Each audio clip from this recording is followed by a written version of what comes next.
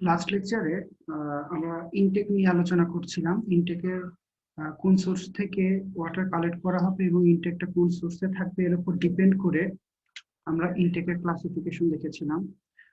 আজকে দেখবো ইনটেক স্ট্রাকচাররা কতটা ক্লাসিফাইড হয়। ইনটেক স্ট্রাকচাররা কতটা ক্লাসিফাইড হয় আমরা সেটা নিয়ে আলোচনা করব। তো ইনটেক স্ট্রাকচারটা হইতে পারে ফ্লোটিং টাইপের, হইতে পারে সাবমার্জড, হইতে পারে এক্সপোজড, হইতে পারে টাওয়ার ইনটেক, হইতে পারে শোর ইনটেক, হইতে পারে এবং পিয়ার ইনটেক হইতে পারে। তো প্রথমে যদি আমি ফ্লোটিং ইনটেক নিয়ে কথা বলি, তো বলতেছে it is a method of constructing an intake in a lake or reservoir which is not expensive. প্রথমে বলে দিচ্ছে যে এক্সপেন্সিভ অ্যাপ্রোচ না এই ইনটেক স্ট্রাকচারটা বানানো, where water surface elevation fluctuation is very little. It is suitable for that source or location. তো আমাদের যে সারফেস ওয়াটার সোর্স গুলো থাকে রিভার বা লেক, এইগুলোতে ওয়াটার লেভেলটা ফ্লাকচুয়েট করে, মানে ওয়াটার লেভেল বাড়তেও পারে এবং ওয়াটার লেভেল কমতে পারে, বা ওয়াটারের ডেপথ বাড়তেও পারে, ওয়াটার ডেপথ কমতে পারে। কিন্তু এই ফ্লাকচুয়েশনটা যে এরিয়াতে কম, সেই রকম এরিয়াতে বা সেই রকম সোর্স থেকে আমরা ওয়াটার কালেকশনের সময় ফ্লোটিং ইনটেকটাকে ইন্ট্রোডিউস করতে পারি। তো ফ্লোটিং ইনটেকটা কি হয়? ফ্লোটিং ইনটেকটা একটা ফ্লোটের সঙ্গে অ্যাটাচ থাকে। এই ছবিতে তোমরা দেখতে পাচ্ছ ব্যাংকের উপর একটা পাম্প আছে, যে পাম্পের সাথে একটা ফ্লেক্সিবল কি বলে ইনটেক ইনটেক পাইপ আছে, বা সাকশন পাইপ বলতেছি আমরা। এই সাকশন পাইপের সাথে আমাদের একটা ইনটেক অ্যাটাচ আছে। সেই ইনটেকটা আবার কি আছে? একটা ফ্লোট, মানে হলো ড্রাম বা হলো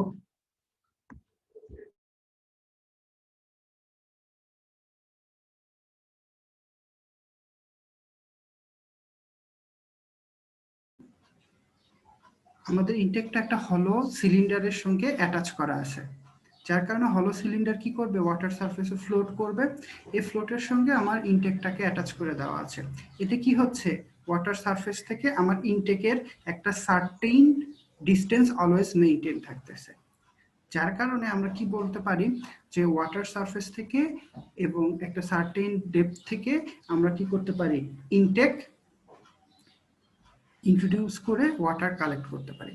তোমরা খেয়াল করবা বিভিন্ন নদী খাল বিলের উপরে কি থাকে? সলিড পার্টিকেল, যেগুলো ভাসমান সলিড পার্টিকেল গুলো থাকে। এখন আমি ইনটেকটাকে যদি একেবারে ওয়াটার সারফেসে নেই, তাহলে আমাদেরকে এই ময়লা বা ডেব্রিস যুক্ত ওয়াটারটাকে সাক করে নিয়ে যেতে হবে, যেটা কিনা আমার পাম্পের ক্ষতি করতে পারে, পাইপলাইন ক্লগ করতে পারে, বা ট্রিটমেন্ট আমাকে তাকে আরো এক্সটেন্সিভ করতে হবে, তাই না? ওই জন্য আমরা ইনটেককে একবারে নদীর তলদেশেও দিব না, বা রিভারের তলদেশেও দিব না, মাঝামাঝি একটা জায়গায় রাখবো। এই জায়গাটা মেনটেন হবে কিভাবে? এই ফ্লোটের সঙ্গে সে ফ্লোট করবে।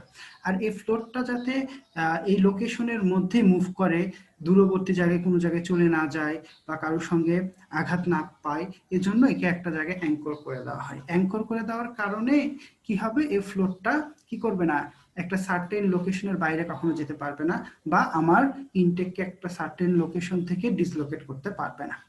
ঠিক আছে? এটা ছিল আমাদের ফ্লোট ইনটেক। এরপর ছিল সাবমার্সড ইনটেক। সাবমার্সড ইনটেকে তোমরা খেয়াল করো, এটা একটা পাইপ, এটা একটা পাইপ, যে পাইপটা কিনা আমাদের রিভার বা রিজার্ভারের তলদেশ পর্যন্ত টেনে নেওয়া হয়েছে। তো এটা এই রিভার বা রিজার্ভারের তলদেশে ফিক্সড থাকে, আর ফিক্স থাকার পর এখান থেকে একটা পাইপ, সেই পাইপটা কি করবে? সাকশন পাইপটা কি করবে? পারে থাকা একটা ওয়েলে চলে আসবে। ওয়েল মানে কি? পারে তুমি একটা খনন করবা, কূপ খনন করবা। তো কি হচ্ছে? আমি যখন কিনা এই কূপটা খনন করছি, কূপের ভেতরের অংশটা ফাঁকা, এই সারফেস ওয়াটার বডিতে ওয়াটার লেভেল যতটুকু, এই পাইপ অ্যাটাচমেন্টের কারণে ওয়াটারটা এই পাইপের মধ্যে দিয়ে এসে ওয়েলে ঠিক সেম হাইটটা মেনটেন করে, মানে রিভারে বা ওয়াটার সারফেসের যে হাইট, ওয়েলের মধ্যেও ওয়াটার সারফেসের সেম হাইট। এখন এই ওয়েল থেকে যদি আমি ওয়াটার উইথড্র করি পাম্পের মাধ্যমে, এটা একটা ভার্টিক্যাল পাম্প, পাম্পের মাধ্যমে পানিটাকে যদি আমি ছেঁকে স্ট্রেইনারের মধ্যে দিয়ে ছেঁকে পানিটাকে যদি পাম্প করে নিই, দেখা যাবে ওয়েলে পানির পরিমাণ কমে গেল। ওয়েলে যখন পানির পরিমাণ কমে গেল, মানে ওয়াটার লেভেল নেমে গেল, সেই ওয়াটার লেভেল মেনটেন করার সময় আবার দেখবে রিজার্ভার থেকে এই পাইপের মধ্যে দিয়ে পানি চলে আসতেছে। মানে ওয়েলের ভিতরে ওয়াটার হাইট এবং সারফেস ওয়াটার সারফেসের ওয়াটার হাইট সেম রাখার জন্য ওয়াটারটা পাইপের মধ্যে দিয়ে চলে আসতেছে। এখানে ইনটেকটা কি করতেছে? সাবমার্জ থাকতেছে in the river or reservoir or lake. এটাকে হচ্ছে আমাদের সাবমার্সড ইনটেক। তো সাবমার্সড ইনটেক, এরপর আছে এক্সপোজড ইনটেক। এক্সপোজড ইনটেকের খেয়ালটা বিষয়টা হলো আমাদের ইনটেকের যে স্ট্রাকচার আছে, একটা আছে ইনটেক পাইপ আর একটা ইনটেক স্ট্রাকচার। এটা হলো ইনটেক পাইপ, আর এই পুরো ফেনোমেনাটা একটা ওয়েল সহ ইনটেক পাইপ সহ এটাকে বলা হয় ইনটেক স্ট্রাকচার। তো যে ইনটেক স্ট্রাকচারটা দেখো এখানে কোথায় আছে, ওয়েল আছে ব্যাংকে, সাবমার্সড ইনটেকে ওয়েল আছে ব্যাংকে, আর ইনটেক পাইপ আছে আমার ওয়াটার বডিতে। কিন্তু এক্সপোর্ট ইনটেকে কি থাকে, আমার ওই ওয়েলটাও আমার কোথায় থাকে, ওয়াটার বডির মধ্যে থাকে, এবং এর নিচে থাকে আমার কি পাইপটা।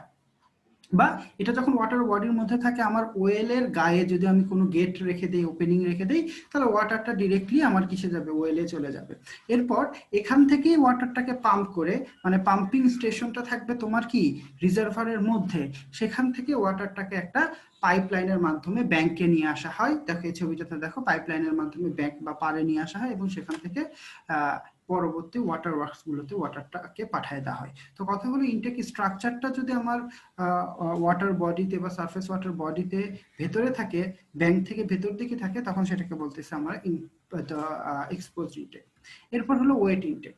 ওয়েট ইনটেকটা দেখার আগে তোমাদের একটু খেয়াল করাই, আমরা কিন্তু রিভার ইনটেকের একটা ছবি দেখেছিলাম, এটা ছিল না রিভার ইনটেকের ছবি। এই ছবি দেখে কি বুঝতে পারতেছি, এটা হলো একটা টাওয়ার বা একটা বিল্ডিং এর মতো করেছে।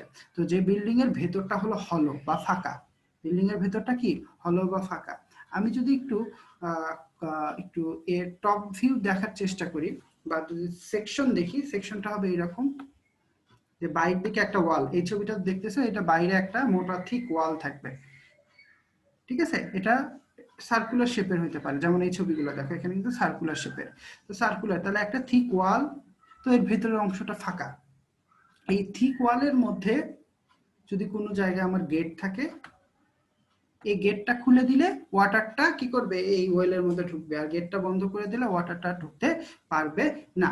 তো এইগুলো হলো আমাদের টাওয়ার টাইপ ইনটেক, এগুলো হলো কি আমাদের টাওয়ার টাইপ ইনটেক। তো বিষয়টা হলো টাওয়ার টাইপ ইনটেক আবার দুইটা ক্যাটাগরি, একটা হলো ওয়েট ইনটেক আর একটা হলো ড্রাই ইনটেক। ওয়েট ইনটেক একটা, আরেকটা হচ্ছে ড্রাই ইনটেক। ওয়েট ইনটেক বিষয়টা কি, ওয়েট ইনটেক বলতে বোঝাচ্ছে আমার যে টাওয়ারটা থাকবে, টাওয়ারে দুই ধরনের ওয়াল থাকবে, একটা ভেতরের দিকে একটা ওয়াল থাকবে, এবং তার বাইরে একটু দূরে যে আরেকটা ওয়াল থাকবে, ঠিক আছে। মানে একটা ওয়াল, তার পাশে আরেকটা ওয়াল, তাহলে বাইরে একটা শেল হচ্ছে আর ভেতরে একটা শেল হচ্ছে। এটাই যদি লং সেকশন করো তাহলে তুমি দেখতে পারবো, এই দুইটা হলো এই দুইটা হলো বাইরের দুইটা ওয়াল, আর এই দুইটা হলো ভেতরের দুইটা ওয়াল, ঠিক আছে। এখন বাইরের ওয়ালে কি থাকে, এই পোর্ট বা গেট থাকে, পোর্ট বা গেট থাকে, ওয়ালের গায়ে ছিদ্র থাকে। এই ছিদ্রটা পার্মানেন্ট, মানে ওয়ালটা তোমার কন্টিনিউয়াস না, এখানে ছিদ্রযুক্ত ওয়াল থাকে। তো ছিদ্রযুক্ত ওয়াল হলে কি হবে, তুমি এই টাওয়ারটা যে ওয়াটার সোর্সে দিবা, ওয়াটারটা ওইটা মানে ওই পোর্ট দিয়ে, ওই গেট দিয়ে কি করবে, তোমার ওয়েলের মধ্যে পানিটা প্রবেশ করবে। পানি প্রবেশ যখন করবে, তখন কি ওয়েলের ইনসাইডের ওয়াটার টেবিল আর আউটসাইডের ওয়াটার টেবিলটাকে কিন্তু কি সমান করার জন্য পানিটা আসবে, তাই না।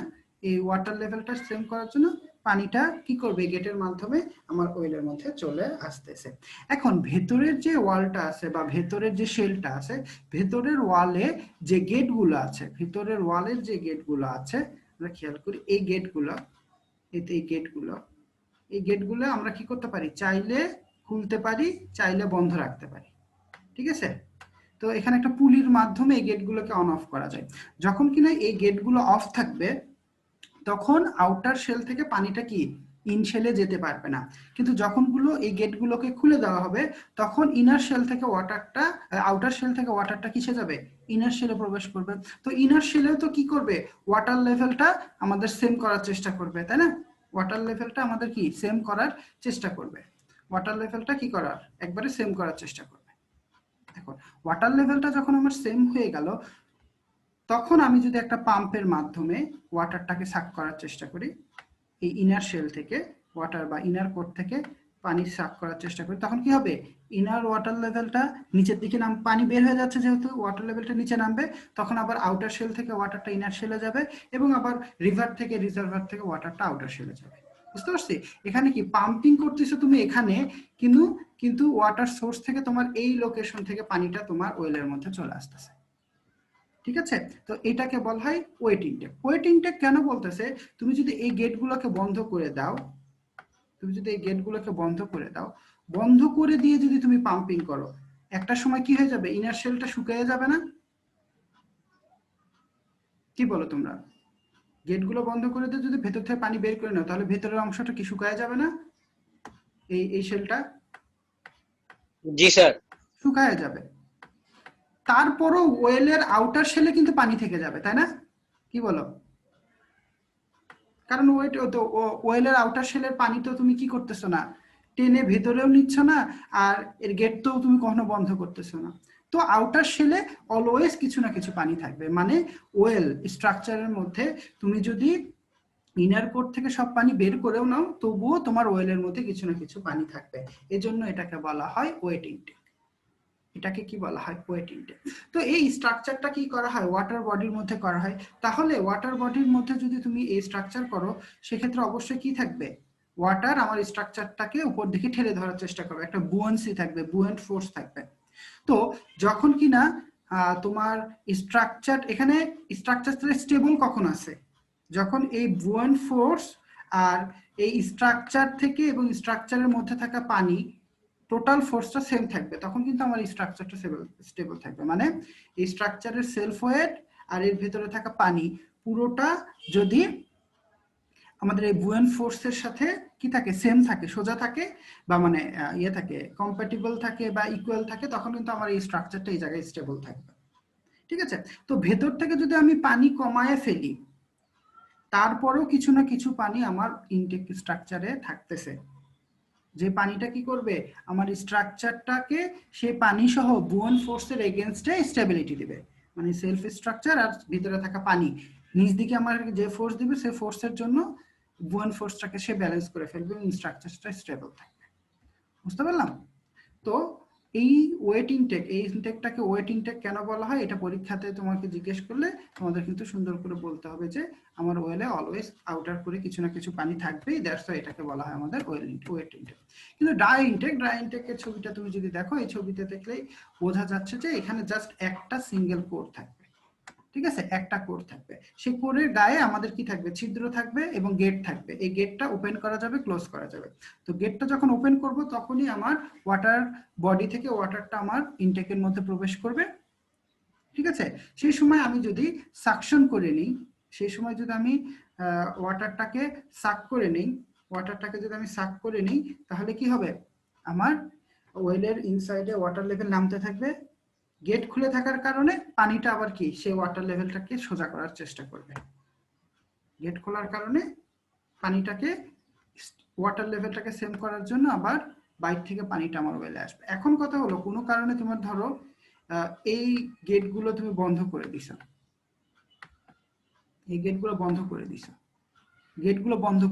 গেট বন্ধ থাকা অবস্থায় তুমি যদি পানিটাকে বের করে নাও, তাহলে কি একটা সময় তোমার ওয়েলের ভেতরটা কি শুকায় যাবে না? বলো তো। জি স্যার তো ওয়েলের মধ্যে কি সেই সময় কোনো পানি থাকবে? পানি কিন্তু থাকবে না। যখন কিনা এই স্ট্রাকচার তো পানির মধ্যে করা হয়, অবশ্যই তার একটা কি থাকবে, বুয়েন্ট ফোর্স থাকবে। যখনই তোমার পানিটা বের হয়ে গেল, তখন এই স্ট্রাকচারটার থেকে যে ডাউনওয়ার্ড ফোর্স ছিল, যে ফোর্সটা কি ছিল, স্ট্রাকচারের লোড প্লাস এর মধ্যে থাকা পানির লোড, তাই না? এর মধ্যে থাকা পানির লোড, এই টোটাল লোডটা এই বুয়েন্ট ফোর্সের এগেইনস্টে কি করতো, ব্যালেন্স করতো। কিন্তু এই ড্রাই ইনটেক হওয়ার কারণে পানিটা সব বের হয়ে করে দিলাম, তাহলে আমার কি হবে, বুয়েন্ট ফোর্সটা কি ডিসব্যালেন্স হয়ে যাইতে পারে না? এজন্য আমাকে কি করতে হয়, সেলফ ওয়েটটা এর অনেক বেশি রাখতে হয়। বুঝতে পারছো? তো স্ট্রাকচারের সেলফ ওয়েটটা এত বেশি রাখা হয় যে পানি বের হয়ে গেলেও বুয়েন্ট ফোর্সের কারণে সে আনস্টেবল হবে না। তো এই জন্য এই ওয়েল ইনটেকে তোমার কোর বানাইতে হবে, একটা সমস্যা নেই, কিন্তু এই কোরের যে থিকনেস গুলো হবে বা এই স্ট্রাকচারটা যে বেজের উপর থাকবে, এগুলো কি হইতে হবে, হেভি ডিউটি হইতে হবে। ঠিক আছে? এই দুটো ছিল ওয়েল ইনটেক, ড্রাই ইনটেক। তোমাদের ওয়েল ইনটেক, ড্রাই ইনটেক দুইটার মধ্যে পার্থক্যটা কি, এটা তোমাদের জানতে হবে বা তোমাদের লিখতে হতে পারে। এখন দেখি আমরা একটা শোর ইনটেক দেখব। তো এই ইনটেক গুলো আমরা কোথায় অ্যাকচুয়ালি ব্যবহার করব, যেখানে যে সোর্সের ওয়াটারের গভীরতা অনেক বেশি, সেই গভীর লোকেশনে আমরা এই টাইপের ইনটেক গুলোকে কি করব, ইনস্টল করব। কিন্তু অনেক নদী আছে বা এমন লোকেশন তুমি সেট করলা যে লোকেশনে ওয়াটারের ডেপথ খুবই কম, খুব বেশি পানি গভীরতা নাই, তখন তুমি কি করবা, আর দেখলা যে ওই সোর্সের রিজার্ভার বলো রিভার বলো সেই সোর্সের ব্যাংক বা পাড়গুলো স্টেবল। পাড়গুলো স্টেবল বলতে কি বোঝাচ্ছে, পাড়টা ভেঙে যাচ্ছে না, বা নদীর ক্ষেত্রে দেখা যায় এক পাড় ভেঙে যায় আরেক পাড় মানে চর পড়তেছে, তো এমন না, মানে স্টেবল ব্যাংক যুক্ত ওয়াটার সোর্সে আমরা শ্যালো ডেপথের ওয়াটারের জন্য শোর ইনটেক ব্যবহার করতে পারি। শোর ইনটেকটা কি, তোমার পারে এরকম রিটেইনিং ওয়ালের মতো স্ট্রাকচার দেওয়া হয়, দুইটা রিটেইনিং ওয়ালের মতো একটা স্ট্রাকচার দেওয়া হয়, এখানে একটা ওপেনিং বা গেট থাকে, এই গেটটা খুললে রিভার থেকে ওয়াটারটা কি আসে আমার ইনার করে চলে আসে, এরপর একটা পাইপের মাধ্যমে পাইপ মানে পাম্প দিয়ে সাকশন করে আমরা পানিটাকে কালেক্ট করতে পারি। তো বিষয়ে খেয়াল রাখতে হবে, ওয়াটারের ডেপথ যদি কম হয়, এখানে দেখো আমার গেট কিন্তু সিম্পল একটা হাইটেই আছে, মাল্টিপল হাইটে আমার গেট নাই। ওয়েট ইনটেক, ড্রাই ইনটেক সব জায়গায় দেখো মাল্টিপল লেভেলে কি থাকে, গেট থাকে, কিন্তু এটা শোর ইনটেক শ্যালো ডেপথের ওয়াটারের জন্য, ওই জন্য একটা স্মল হাইট ডেপথে এই গেটটা থাকে। ঠিক আছে, তো নদীর পাড় যদি ভালো হয় আর নদীর গভীরতা কম যদি হয়, তখন ওই নদীর পাড়ে পানি কালেকশনের জন্য আমরা শোর ইনটেক ব্যবহার করতে পারি। এখন আরেকটা হইলো, তোমার নদীর পানির গভীরতা কম আর পার্টটাও ভালো না, তখন তুমি কি করবা, শোর ইনটেক দিতে পারবে না, তখন টাওয়ার টাইপ ইনটেক তোমাকে ইন্ট্রোডিউস করতে হবে। কিন্তু টাওয়ার ইনটেকটা জেনারেলি গভীর পানির জন্য দেওয়া হয়, কিন্তু এখানে আমরা পিয়ার ইনটেক নামে ঠিক ওয়েল ইনটেকের মতো ছোট একটা ইনটেক দিই। দেখো এই ইনটেকের এখানে একটা গেট বা ওপেনিং আছে, আর এর নিচেও একটা গেট বা ওপেনিং আছে। তো কথা হচ্ছে, নদীর যদি গভীরতা হয় তাহলে সে নদীতে কিন্তু ময়লার প্রবাবিলিটিটা বেশি থাকে। ময়লার প্রবাবিলিটি বলতে বোঝাচ্ছে কি, সারফেস থেকে ধরো 10 ফিট গভীর একটা স্ট্রিম, তার 2 ফিট উপরে ময়লা 2 ফিট নিচে ময়লা, তাহলে মাঝখানে থাকতেছে কি 6 ফিট, তাহলে 6 ফিট মোটামুটি ক্লিয়ার ওয়াটার, তুমি এই 6 ফিট থেকে পানি কালেক্ট করতে পারো। কিন্তু তোমার রিভারের গভীরতাই যদি হয় 5 ফিট বা 10 ফিট, 5 ফিট বা 6 ফিট, উপরের 2 ফিট ময়লা নিচের 2 ফিট ময়লা, মাঝখানে মাত্র থাকতেছে কত ফিট, 2 ফিট, তাহলে এই 2 ফিট থেকে তোমাকে পানি কালেক্ট করতে হবে। তো আসলে আমাকে পানি নিতেই হচ্ছে, কিছু করার নাই, তখন তোমার ওই দূষিত পানি, ময়লাযুক্ত পানি না কি পানি সেটা দেখা নাই, তোমাকে পানিটাকে কালেক্ট করতে হবে, এটা যদি তোমার ফোকাস থাকে তখন তুমি এরকম পিয়ার ইনটেক করতে পারবা, টাওয়ার ইনটেক। মানে তখন তুমি কিন্তু আর মেনটেন করতে পারবে না তুমি কি ভালো পানি কালেক্ট করতেছো না খারাপ পানি কালেক্ট করতেছো। ঠিক আছে, এই জন্য বলতে পারে, এই জন্য একটা কথা বলতেছে, as it withdraws water from the fixed location and elevation so the water quality may be compromised। তো একটা ফিক্সড লোকেশন থেকে তুমি পানি কালেক্ট করতেছো, যে এর নিচে যতটুকু একটা গেট থাকতে পারে বা এই গেট থেকে এই লেভেল পর্যন্ত পানি আসলে তুমি পানি কালেক্ট করবে। এখন সেই পানিটা কি আমার বেশি দূষিত না কম দূষিত সেটা আমার কিছু করার নাই, এগুলোকে বলা হয় আমাদের পিয়ার ইনটেক। ওকে, তো এখন ইনটেক রিকোয়ারমেন্টস বলতে বোঝাচ্ছে এই ইনটেক যে পজিশনটা ইনটেক স্ট্রাকচারে যেখান দিয়ে পানিটা ঢুকবে, যে পাইপটা বা যে গেটটা, সেটাতে আমাদের কি কি ডিজাইন রিকোয়ারমেন্ট থাকে। তো খেয়াল রাখতে হবে এই লোকেশনটা ওয়াটার সারফেস থেকে 5 থেকে 10 মিটার নিচে থাকতে হবে, এবং ওই সোর্স থেকে বা সারফেস ওয়াটার সোর্সের বটম থেকে 4 থেকে 5 ফিট উপরে থাকতে হবে, কারণ উপরের পানিগুলো যেমন ময়লাযুক্ত হয় আর বটমের মাটিগুলোতেও পলি মাটি বেশি থাকতে পারে। ঠিক আছে, তো আমরা সারফেস থেকে 10 থেকে 15 ফিট নিচে আমাদের এই পোর্ট বলো আর ইনটেক সাকশন পাইপ বলো, ইনটেকের যে ছোট ছোট ডিভাইস বলো, সবগুলো 10 থেকে 15 ফিট নিচে বা সারফেস থেকে 4 থেকে 6 ফিট উপরে দিব। আর তোমার ইনটেকের মধ্যে যে পানিটা ঢুকবে, তুমি যে সাকশনটা দিবা পাম্পে, পাম্প যাতে ইনটেক থেকে পানি কালেক্টের সময় পানির এন্ট্রান্স ভেলোসিটি, মানে পানি যখন তোমার পাইপের মধ্যে বা ইনটেকের মধ্যে ঢুকবে তখন যেন ভেলোসিটিটা 3 থেকে 4 ইঞ্চি পার সেকেন্ড হয়। ওকে, এরপর হলো গেটিংস অর অন হচ্ছে হলো স্ক্রিন। তো বলতেছে তোমাদের কি করতে হবে, ইনটেকে স্ক্রিন দিতে হবে, মানে ছাঁকনি দিতে হবে। ছাঁকনি দিলে কি হবে, সেই পানিটা প্রবেশের সময় পানিতে থাকা যে কি বলে মানে বড় সাইজের পার্টিকেল আছে ছাঁকনির তুলনায়, সে পার্টিকেল গুলো পাইপের মধ্যে বা ইনটেকে প্রবেশ করতে পারবে না।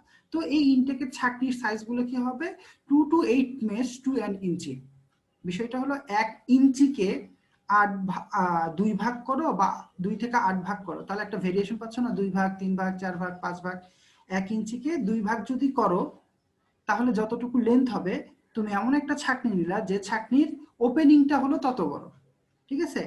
এইরকম স্ট্রেনারটাকে বলা হয় 2 মেশ।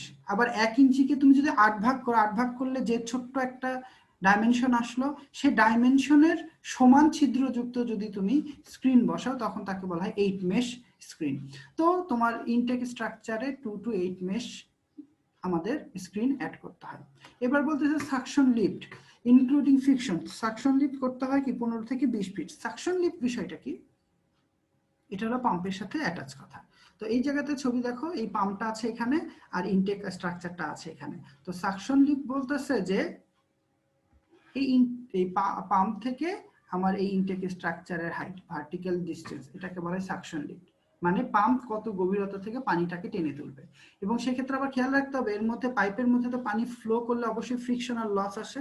তো ফ্রিকশনাল লস বাদ দিয়ে বা ফ্রিকশনাল লসকে ইনক্লুড করে তুমি কতটুকু গভীর থেকে তুমি পানিটাকে কালেক্ট করতে পারবা। বলতেছে জেনারেলি আমাদের এই সাকশন লিফটটা রাখতে হয় 15 থেকে 20 ফিট। মানে তুমি পাম্প সেট করে 100 ফিট নিচ থেকে পানি কালেক্টের চেষ্টা করবে না, তাহলে কিন্তু তোমার অ্যাডিকুয়েট অ্যামাউন্টের পানি পাবা না, যদিও তুমি পাম্প চালাচ্ছই সারাদিন। এটা খেয়াল রাখতে হবে। এরপর হলো আমার যে ইনটেক স্ট্রাকচার নিয়ে যদি আমি বলি, ইনটেক স্ট্রাকচার যদি আমি ডিজাইনের কথা চিন্তা করি বা ইনটেক ডিজাইন কনসিডারেশন, বলতেছে selection of the particular type of intake for the given source. নদীর জন্য এক ধরনের ইনটেক হবে, রিভারের তারপর হচ্ছে লেকের জন্য এক ধরনের হবে, শ্যালো ডেপথের লেকের জন্য এক ধরনের হবে, তারপর রিজার্ভারের জন্য এক ধরনের হবে। তো আমার সোর্সটা কেমন, সেই সোর্সের উপর ডিপেন্ড করে আমরা ইনটেকটাকে চুজ করব। ইনটেকটাকে চুজ করার পর আমাদের ক্যালকুলেট করতে হবে আমার এই ইনটেক স্ট্রাকচারটা কতগুলো এক্সটার্নাল ফোর্সকে ফেস করবে। এক্সটার্নাল ফোর্স বলতে কি বোঝাচ্ছে, আমি যে ইনটেক স্ট্রাকচারটা রাখলাম সেটা অবশ্যই কার মধ্যে থাকবে, পানির মধ্যে বা পানির পাড়ের কাছাকাছি। তাহলে কি এই কারেন্ট বা ওয়েভ এসে আমার স্ট্রাকচারটাকে কি করতে পারে, আঘাত করতে পারে। বা এর মধ্যে ধরো কোনো ফ্লোটিং ভেসেল যদি থাকে, রিভার ভেসেল, এগুলো আমাদের স্ট্রাকচারটাকে আঘাত করতে পারে কিনা। তো আমাকে আগে চিন্তা করতে হবে আমি যে লোকেশনে স্ট্রাকচারটা দিচ্ছি সেখানে এরকম এক্সটার্নাল ফোর্স কি কি আছে। তো এক্সটার্নাল ফোর্স যেগুলো আছে সেইগুলোর জন্য আমার স্ট্রাকচারটাকে ডিজাইন করতে হবে যাতে আমার স্ট্রাকচার এই লোডগুলোকে সাস্টেইন করে টিকে থাকতে পারে। এরপর বলতেছে consideration of the total lift of the pump from the source to the treatment plant and selection of the suitable pumping unit. এটা কথা হলো তোমাকে তো কি করতে হবে, সারফেস ওয়াটার সোর্স থেকে পানিটাকে সাক করে টেনে পাম্পের মাধ্যমে ট্রিটমেন্ট প্ল্যান্টে নিয়ে যেতে হবে। তো পাম্প কি করতেছে, পাইপের মাধ্যমে পানিটাকে টানতেছে এবং পানিটাকে পৌঁছায় দিচ্ছে কার কাছে, ট্রিটমেন্ট প্ল্যান্টে। ঠিক আছে?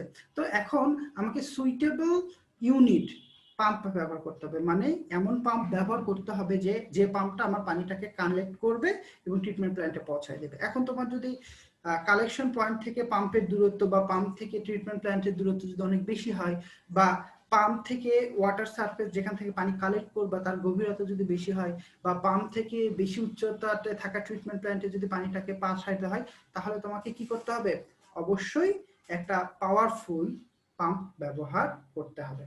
বুঝতে পারতেছি? এরপর হলো determination of the total length of the suction pipe delivery main head loss due to the friction and small bends, enlargement and reduction of the pipe। তো কথা হলো আমাদের পাইপটা একই ডায়ামিটারে নাও হতে পারে, এমন হতে পারে যে 2-3 কিলো লম্বা হচ্ছে একটা পাইপ। ওকে, এই 2-3 কিলোমিটার লম্বা যে পাইপটা আছে সেই পাইপটা ডায়ামিটার সব জায়গায় সেম থাকবে না। আবার পাইপটার লেন্থ সব ধরনের ইনটেকের জন্য সেম থাকবে না। আবার পাইপের ম্যাটেরিয়ালের উপর ডিপেন্ড করে পাইপের মধ্যে দিয়ে ওয়াটার ফ্লোর সময় তার লস হবে। তো আমাদের সবকিছু কিন্তু ক্যালকুলেটিভ ওয়েতে কনসিডার করে আমাদের কি ডায়ামিটারের পাইপ ব্যবহার করব যাতে আমার প্রয়োজনীয় পরিমাণ পানিটাকে কালেক্ট করে নিতে পারি। এবং আমাকে কোন জায়গায় যদি বাঁক দিতে হবে কিনা, ধরো তুমি একদিক দিয়ে যাচ্ছ, যেতে যেতে তোমার পাইপ লাইনের মাঝখানে একটা বাড়ি পড়ে গেল, তুমি কি বাড়ি ভেঙে পাইপ লাইন নিবা, তোমাকে বেন্ড করে বাঁকা করে পাইপ লাইনটাকে টেনে নিয়ে যেতে হবে। তো এই জিনিসগুলো কনসিডার করতে হবে। এরপর হলো selection of the suitable screen. তো ইনটেকের এন্ট্রিতে বা পাম্পিং এর আগে আমরা তো বিভিন্ন স্ক্রিন ব্যবহার করি, ছাঁকনি ব্যবহার করি। তো এই ছাঁকনিটা কি সাইজের ব্যবহার করব এটা ডিপেন্ড করতেছে যে সোর্স থেকে ওয়াটার কালেক্ট করতেছে সেই সোর্সে কেমন সাসপেন্ডেড পার্টিকেল আছে, সেগুলো কি বড় সাইজের না ছোট সাইজের। ছোট সাইজের যদি হয় তাহলে আমরা কি করব, ছোট স্ক্রিন দিব, আর যদি বড় সাইজে হয় তাহলে বড় স্ক্রিন দিব।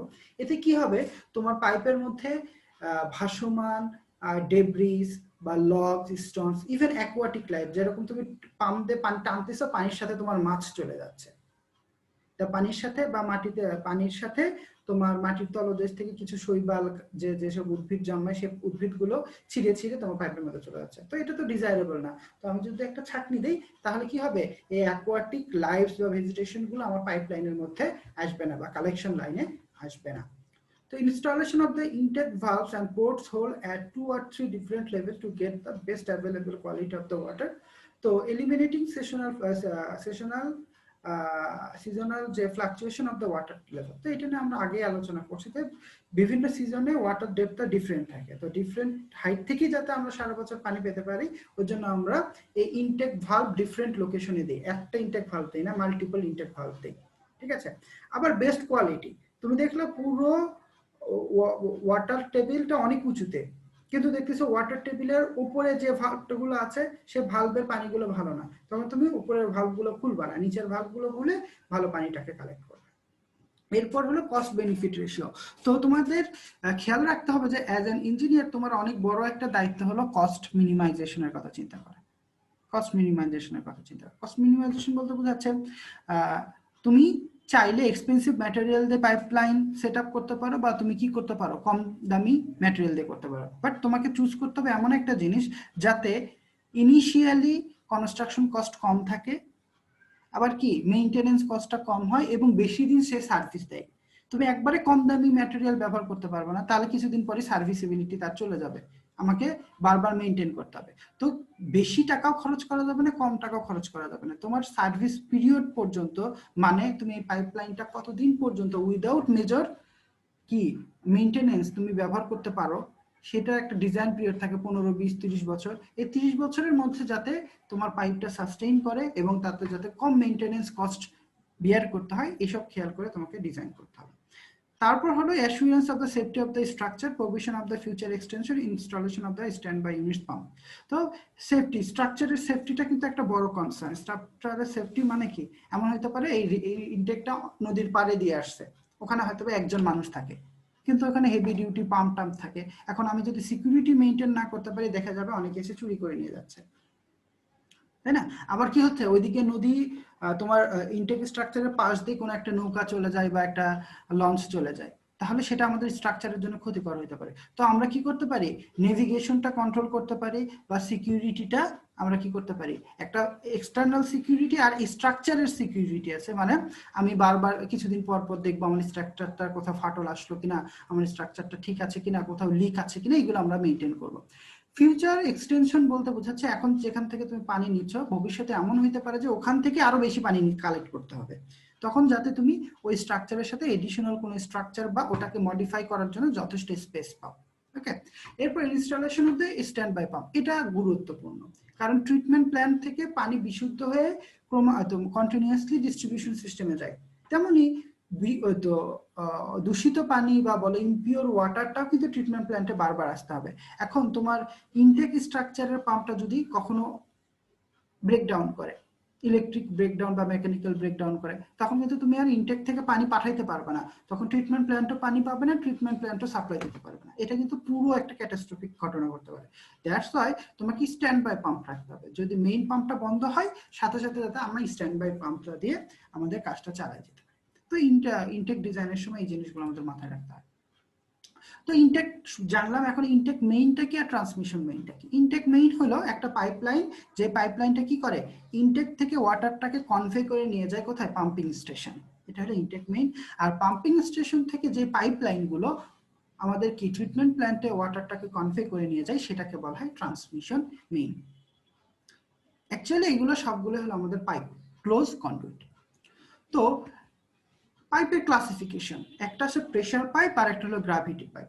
যে পাইপের মধ্যে দিয়ে ফ্লুইড প্রেসারাইজড ওয়েতে পাস হইতে পারে, বা প্রেসারড ওয়াটার যে পাইপের মধ্যে দিয়ে পাস করতে পারে তাকে বলা প্রেসার পাইপ। আর যে পাইপের মধ্যে দিয়ে ওয়াটারটা পাস করে কিন্তু under the virtue of gravity, সেই পাইপটাকে বলা গ্র্যাভিটি পাইপ। ঠিক আছে, আমি যদি এই একটা ভিডিও দেখার চেষ্টা করি, ভিডিওতে দেখা যাচ্ছে একটা পাইপের মধ্যে দিয়ে হিউজ প্রেসারে ফ্লুইড বা ওয়াটার বা লিকুইড পাস করতেছে। ফ্লুইড লিকুইড ওয়াটার যখন কিনা পাস করতেছে, তখন কিন্তু দেখো পাইপের গায়ে সে কিন্তু কি দিচ্ছে, ফ্রিকশন করতেছে, পাইপের গায়ে আঘাত করতেছে। তারপর কোথাও যদি বেন্ড থাকে, প্রেসারাইজড ওয়াটারের কারণে এই ওয়াটারটা কি ভার্টিক্যালি আবার মুভ করতে পারতেছে। আর এদের যে বেন্ট বা জয়েন্ট গুলো আছে, বেন্ট বা জয়েন্টে কিন্তু হিউজ একটা স্ট্রেস জেনারেট করে। দ্যাটস ওয়াই প্রেসার পাইপটা অলওয়েজ ফুল ফ্লো করে, এবং প্রেসার পাইপের মধ্যে দিয়ে অলওয়েজ ফুল ফ্লো না, পার্শিয়াল ফ্লো হইতে পারে, কিন্তু ম্যাক্সিমাম ফুল ফ্লো হবে, এবং ফুল ফ্লোটা আবার প্রেসারাইজড ফ্লো হবে, প্রেসার থাকবে, এবং সেই প্রেসারটা যাতে এই পাইপটা উইথস্ট্যান্ড করতে হয় সেজন্য সেই স্পেসিফিক টাইপের ম্যাটেরিয়াল ব্যবহার করা হয়, স্পেসিফিক থিকনেসের পাইপের থিকনেসটাকে কন্টিনিউ করা হয়।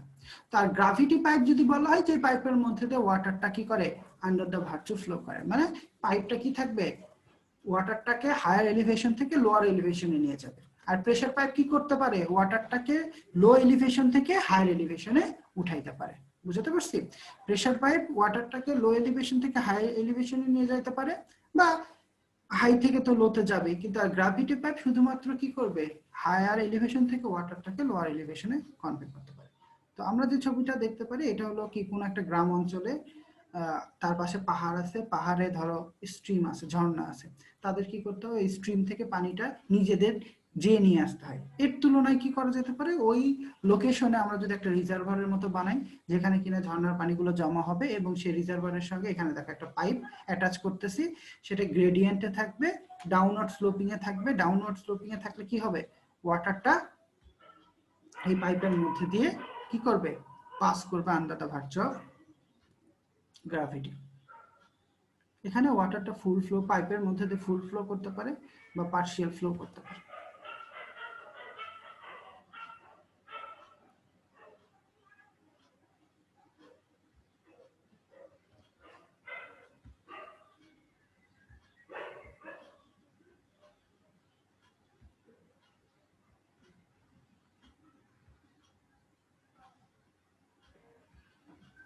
আরেকটা স্যার কোশ্চেন স্যার। বলো।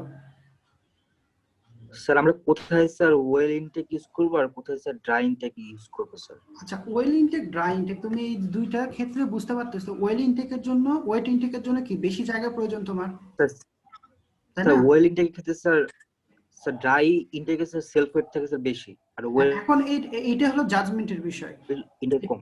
এটাই জাজমেন্টের বিষয়। এটা একটা ম্যাট্রিক্সে তুমি অ্যান্সার করতে পারবে না। যে তোমার যদি জায়গা কম হয় তাহলে তোমাকে কিসে যাইতে হবে, ওয়েট না ড্রাই? ড্রাই ইনটেকে বেশি সারফেস এরিয়া লাগে না ওয়েট ইনটেকে লাগে? স্যার ওয়েট ইনটেকে লাগে স্যার। ওয়েট ইনটেকে লাগে। তোমার যদি জায়গা কম হয় তাহলে তুমি কিসে যাবা, ড্রাই ইনটেকে যাবা। কিন্তু তুমি চাই খেয়াল করবা, ড্রাই ইনটেকে কোন, তোমাকে বললাম না কস্ট বেনিফিট রেশিও, তোমাকে দেখতে হবে ড্রাই ইনটেক বানাইতে আমার কি রকম খরচ হবে, আর আমি যদি ওখানে একটু বড় জায়গাতে ওয়েল ইনটেক করি তাহলে আমার খরচটা কত হবে। এই দুইটার মধ্যে তোমাকে কম্পেয়ার করতে হবে।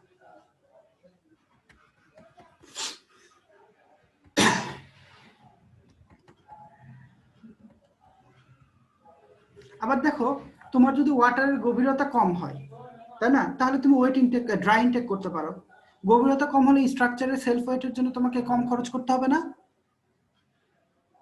কনক্রিটিং কম করতে হবে, জি স্যার। তাই না? এসব অনেক কিছু ফ্যাক্টর কনসিডার করতে হবে। তো গ্রাভিটি পাইপ, প্রেসার পাইপ সম্পর্কে আমরা জানলাম। এখন desirable quality of the pressure pipe. তো প্রেসার পাইপ যদি ব্যবহার করো তার কি কি কোয়ালিটি থাকতে হবে? একটা কথা হলো ডিউরেবল ম্যাটেরিয়ালের প্রেসার পাইপ তৈরি। এসেনশিয়াল অনওয়ানি স্যার। আচ্ছা, সরি সরি।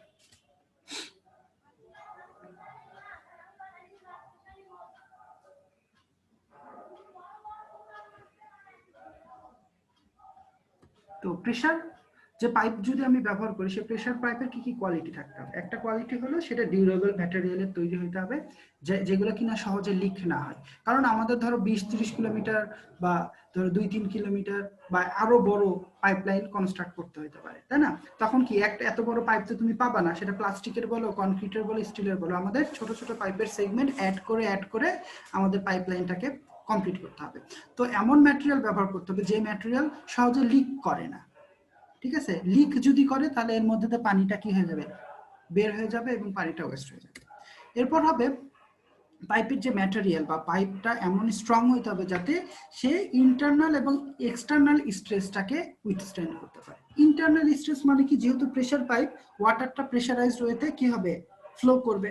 তাহলে কি এই পানিটা কি করবে, আমার পাইপের ভেতরের সারফেসের চারপাশে একটা হিউজ স্ট্রেস দিবে। তো পাইপটাকে সেই স্ট্রেসটাকে উইথস্ট্যান্ড করতে হবে। At the same time generally পাইপটাকে কোথায় লে করা হয়? আমাদের মাটির নিচে, মাটির সারফেস থেকে একটা সার্টেন গভীরতাতে। সেটা যদি ধরো কোনো শহরের মধ্যে দিয়ে পাস করে যাচ্ছে, তখন অবশ্যই সে রোড নেটওয়ার্কের নিচে থাকবে, রাস্তার নিচে থাকবে। তখন কি হচ্ছে, পাইপ থাকবে, পাইপের উপর মাটি থাকবে, তার উপর রাস্তা থাকবে। তাহলে রাস্তার উপর আবার গাড়ি চলাচল করবে। তাহলে এই পাইপটাকে এমন শক্তিশালী হতে হবে যাতে উপরে থাকা মাটিটাকে, মাটির লোডটা সে যেন কি করে নিতে পারে, উইথস্ট্যান্ড করে নিতে পারে। এগুলো হলো এক্সটার্নাল স্ট্রেস। এরপর হলো স্মুথ ইনার সারফেস। এটা তো মোস্ট ইম্পর্টেন্ট। পাইপের মধ্যে দিয়ে যদি মানে ফ্লুয়েন্টলি ওয়াটার পাস করতে চাই, তাহলে তার কি হবে, পাইপের সারফেসটা স্মুথ হতে হবে যাতে সেখানে ফ্রিকশনাল রেজিস্ট্যান্স কম হয়। তো pipe material should not import any physical and chemical effect to the water. এটা মোস্ট ইম্পর্টেন্ট বিষয়। তুমি কি পানি কনভে করতেছো আর কি ম্যাটেরিয়ালের পাইপ ব্যবহার করতেছো, ঠিক আছে? কি পানি, কি কোয়ালিটির পানি। ধরো পানির মধ্যে ধরো তোমার ইয়ে আছে, অ্যাসিড আছে, তোমার পানির মধ্যে অ্যাসিড আছে, মানে কিছু অ্যাসিডিক ওয়াটার তুমি কনভে করে নিয়ে যাবে। তাহলে তুমি এমন পাইপ ব্যবহার করবে না যাতে এই অ্যাসিডের সংস্পর্শে এসে পাইপের সাথে রিঅ্যাকশন করে, যাতে আমার ওয়াটারের মধ্যে নতুন আরেক ধরনের কন্টামিনেশন চলে আসে। মানে পাইপ যাতে পানির সাথে কোনো রিঅ্যাক্ট না করে। যে পানিটাকে কালেক্ট করবো সেই পানির কোয়ালিটি দেখে আমাকে পাইপ চুজ করতে হবে, যাতে এই পাইপের মধ্যে পানি যাওয়ার সময় পানির কোয়ালিটির কোনো ডিটেরিয়েশন না ঘটে। আরেকটা জিনিস খেয়াল রাখতে হবে, যে ম্যাটেরিয়ালেরই পাইপ করো, আমরা তো বলতেছি হিউজ একটা পাইপলাইন, আঁকা বাঁকা পথে পাইপলাইন গুলো চলে যায়। তো এই পাইপলাইন গুলোর যে সেগমেন্ট আছে, ছোট ছোট অংশ, সেই অংশগুলো যাতে লাইট ওয়েট হয়, চেষ্টা করা যাবে সেটা যাতে লাইট ওয়েট হয়। লাইট ওয়েট হলে কি হবে, সহজে ট্রান্সপোর্ট করতে পারবো, সহজে ইনস্টল করতে পারবো। সেটা ধরো হিলি এরিয়া হোক, বা সেটা ধরো মরুভূমি এরিয়া হোক, বা সেটা যদি লো ল্যান্ড এরিয়া হোক, তাহলে আমাদের চেষ্টা করবে লাইট ওয়েট ম্যাটেরিয়াল চুজ করতে হবে।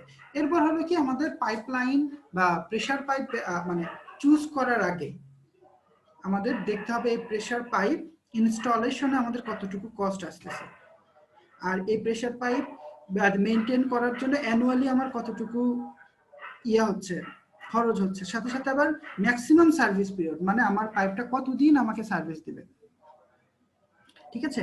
তো আমাকে খেয়াল রাখতে হবে যখন কিনা পাইপ লাইন গুলো লে করব, তখনকার ইনিশিয়াল কস্ট যাতে আমাদের মিনিমাইজ থাকে। আমি লো বলতেছি না, আমি মিনিমাইজ বলতেছি। মিনিমাইজ বলতে কি বোঝাচ্ছে, আমার পারপাস সার্ভ করবে কিন্তু খরচটা যাতে আমার কম থাকে। অ্যানুয়াল মেইনটেনেন্স, সারা বছরই যাতে তোমাকে 1 মাস 2 মাস পর পরই যাতে এই পাইপলাইন গুলোকে মেইনটেইন না করতে হয়। আর সার্ভিস পিরিয়ড যাতে তার সাফিসিয়েন্ট হয়। এমন না যে তুমি কম টাকা দিয়ে কম দামি পাইপ বসায় দিয়ে পাইপলাইনটা কনস্ট্রাক্ট করলে, পানিও পাস করতেছে, কিন্তু দেখবা 5 বছর পর সেই পাইপলাইন আর ব্যবহার করা যাচ্ছে না, ঠিক আছে? তাহলে এইরকম টাইপের, স্যার জি স্যার আমরা যদি স্যার স্টিলের পাইপ ইউজ করি তাহলে তো স্যার আবার করোশন হওয়ার চান্স থাকতে পারে। হ্যাঁ হ্যাঁ হ্যাঁ, এখন কথা আবার হলো স্যার প্লাস্টিকের পাইপ যদি আমরা ইউজ করি তাহলে তো ওটা স্যার এক্সটার্নাল প্রেসার বা ইন্টারনাল প্রেসারের কারণে স্যার ভেঙেও যেতে পারে। যেতে পারে। এখন তখন আমরা ধরো এখন স্যার আমরা কিন্তু কনক্রিটের পাইপও ব্যবহার করি, তারপরে আমরা স্টিল পাইপ ব্যবহার করি, তারপর আমরা অ্যাসবেস্টস পাইপ ব্যবহার করি, আমরা পেক পাইপ ব্যবহার করি, অনেক টাইপের আছে, অনেক ম্যাটেরিয়ালের পাইপ হয়, সেটাও আমরা সামনে আলোচনা করব, বুঝছো? তো যে পানিটা পাস করবে সেই পানিটা যাতে আমার পাইপের ক্ষতি কম করে, এইরকম ম্যাটেরিয়ালের পাইপ চুজ করতে হবে। এই জিনিসটা বুঝতে পারছো, এই কনসিডারেশনটা? জি স্যার। এটা বুঝতে পারলে স্যার আমরা যদি স্যার ম্যাক্সিমাম সার্ভিস পিরিয়ড চাই তাহলে কোন ধরনের পাইপ স্যার? আচ্ছা, বুঝতে পারলাম না, আরেকবার বলো। ম্যাক্সিমাম, সার্ভিস পিরিয়ডের জন্য স্যার আমরা প্লাস্টিকের পাইপ ইউজ করতে পারছি না, ওই না ক্ষেত্রে না, কি আমরা এটা আমি প্লাস্টিক বলতে পারবো না। এখন ধরো তোমার ধরো 200 মিটার দূরেই তোমার হচ্ছে, তোমার একটা পাইপ লাগতেছে মাত্র 200 মিটার দৈর্ঘ্যের, আবার তোমার পাইপ লাগতেছে 50 কিলোমিটার দৈর্ঘ্যের, তাহলে দুই জায়গায় কি সেম টাইপের পাইপ দিবা তুমি? সেম টাইপের পাইপ না দিবা না। স্যার? তো প্লাস্টিক বললেই যে খারাপ হবে তা না, প্লাস্টিক পাইপের থিকনেস তো দেখতে হবে। তুমি যে পাইপটাই ব্যবহার করো সেই পাইপের একটা থিকনেস থাকবে না? যে পাইপটাই তুমি ব্যবহার করো, যে পাইপটা ব্যবহার করবা, আমি যদি তোমাদের একটু আরো সামনে দেখি যে দেখাই ছবিটা,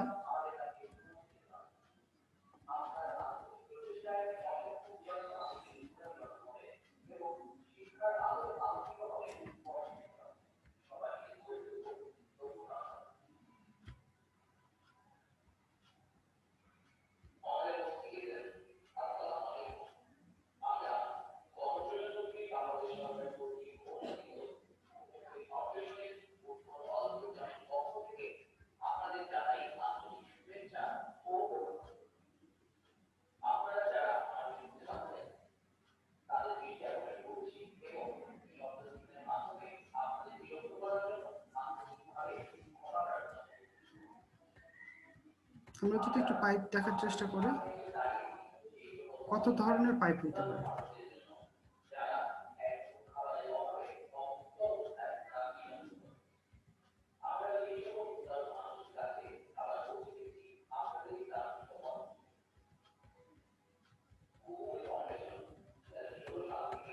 দেখো, এগুলো হলো পাইপের ডায়ামিটার, আবার পাইপের থিকনেস কিন্তু অনেক বেশি থাকতে পারে। এগুলো তো কনক্রিট টাইপের পাইপ, এগুলো আবার কাস্ট আয়রনের পাইপ। তারপর এটা কি কাস্ট আয়রনের পাইপ, ডাকটাইল কাস্ট আয়রন আছে বা ডাকটাইল আয়রন পাইপ আছে, ঠিক আছে। এগুলো হলো অ্যাসবেস্টস পাইপ। দেখো এগুলো থিকনেস কিন্তু ডিফারেন্ট থাকতে পারে। আবার তোমার প্লাস্টিক পাইপও থাকবে, GI pipe, galvanised iron pipe, এগুলো হলো প্লাস্টিক পাইপ। এই প্লাস্টিক পাইপের থিকনেস যদি তুমি বেশি দাও, তাহলে কিন্তু এগুলো কিন্তু অনেক বেশি ইন্টারনাল এবং এক্সটার্নাল স্ট্রেস কি করতে পারবে, লোড নিয়ে নিতে পারবে, ঠিক আছে। তো আবার আরেক ধরনের আছে পেক পাইপ, সেটা তোমরা দেখবা তোমাদের বাসাতে বেসিনে দেখবা না একটা ফ্লেক্সিবল পাইপ ব্যবহার করা হয়, খেয়াল করছো? তোমার এগুলো পিভিসি পাইপ আছে, তোমরা দেখবা। দেখো এই পাইপের ডায়ামিটার যেমন চেঞ্জ, এই পাইপগুলোর কি হয়, থিকনেসও চেঞ্জ হয়। তো কথা হলো তুমি ক্যালকুলেশনে দেখবা তোমার কত প্রেসারে পানি যাচ্ছে আর বাইর থেকে কতটুকু প্রেসার আসতেছে, সেটাকে ব্যালেন্স করতে যে আমাদের এই পাইপের থিকনেসটা চুজ করতে হয়, পাইপের ডায়ামিটারটা চুজ করতে হয়। তো আলটিমেটলি ম্যাটেরিয়ালটা তোমাকে দেখতে হবে, যে পানি যাবে, কিছু পানি আছে অ্যালকালাইন ওয়াটার, কিছু আছে অ্যাসিডিক ওয়াটার, কিছুর মধ্যে আবার মাইক্রোবায়াল ওয়াটার আছে, ইভেন অনেক ব্যাকটেরিয়া আছে যেগুলো কিনা স্টিলকে খেয়ে ফেলে, স্টিলকে করোড করে ফেলে, বুঝতে পারছি? তো কথা হলো এইসব চিন্তা করে তোমাকে পাইপ চুজ করতে হবে। আবার যেমন দেখো এই অ্যাসবেস্টস পাইপ আছে, এই পাইপটা আগে ব্যবহার হইতো কিন্তু এখন নিষিদ্ধ। এই পাইপটা খুবই ডাকটিলিটি দেখে, কিন্তু এই পাইপটা কি করে, পানির মধ্যে কার্সিনোজেনিক ম্যাটেরিয়াল রিলিজ করে। এই পাইপের মধ্যে ম্যাটেরিয়াল গেলে সেই পানিটা কি হবে, তুমি যদি কনজিউম করো বা ব্যবহার করো, সেই পানি ব্যবহারের কারণে বা এই পাইপ হ্যান্ডলিং এর কারণে, পাইপ ব্যবহারের কারণে, টাচের কারণে তোমার ক্যান্সার হইতে পারে। তো এইগুলো এখন আর মানে আমরা অ্যালাউ করি না, কিন্তু একটা সময় হিউজ অ্যামাউন্টের এই অ্যাসবেস্টস সিমেন্ট পাইপ ব্যবহার করা হতো, বিশেষ করে গরম পানি ট্রান্সপোর্টের জন্য।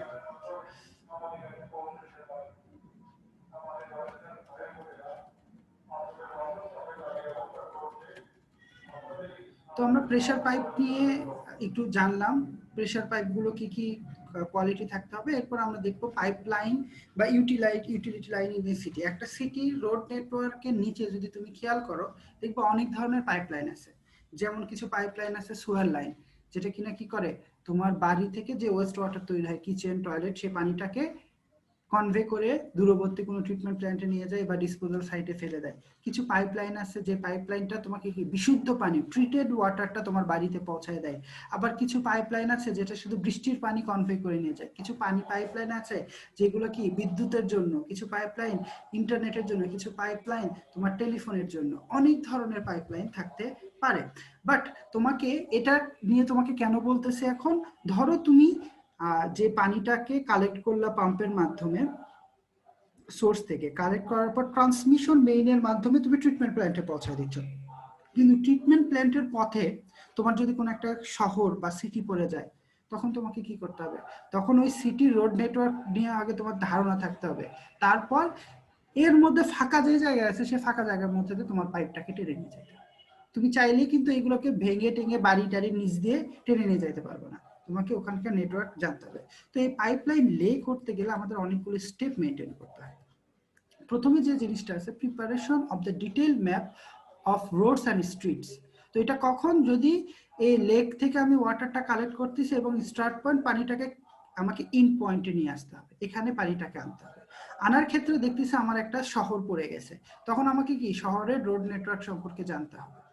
জানার পর আমাকে একটা ম্যাপ তৈরি করতে হবে যে আমার পাইপটা কোন দিক দিয়ে যাবে, আমার পাইপটা কোন দিক দিয়ে যাবে, কোন লোকেশনে যাবে, কোথায় বেন্ড করবে, কোথায় ইভেন এটা ভার্টিক্যালি নড়াচড়া করতে পারে, ভার্টিক্যালি উঠবে কতটুকু।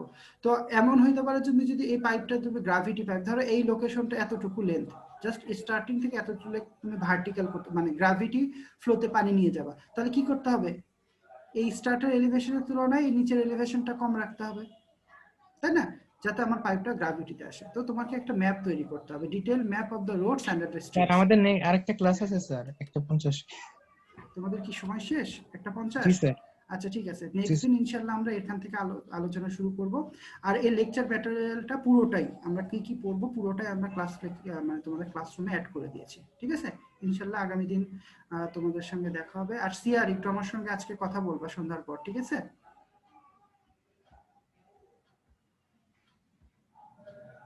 জি স্যার। আচ্ছা, আসসালামু আলাইকুম।